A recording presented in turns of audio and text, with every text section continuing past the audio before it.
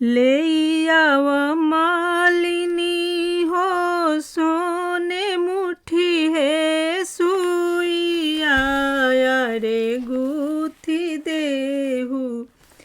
आहो मालिन बाबू जोगे मऊरिया गुथिया ओथिया मालिन कैली तैयारिया रे कवन राजवाली है माई है बाबू जोगे मऊरिया राजावा में राजावा पापा हुए राजा है अरे उहे राजवाली है अपना बाबू जोगे मऊरिया है राजावा में राजावा दादाजी हुए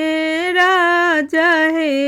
अरे उहे राजावा ली है अपना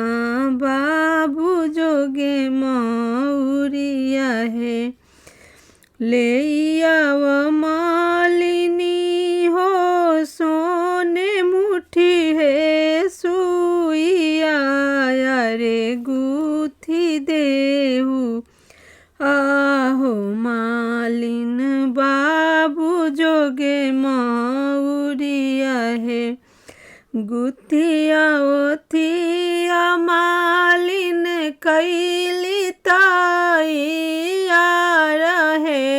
अरे कौन राजावा ली है अपना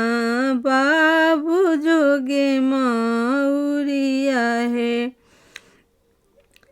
राजावा में राजावा सुंदर चाचा राजा है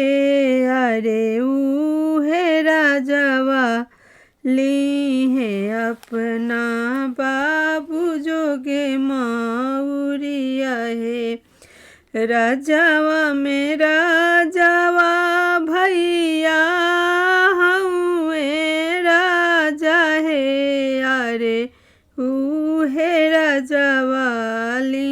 है अपना भैया जोगे मऊरी।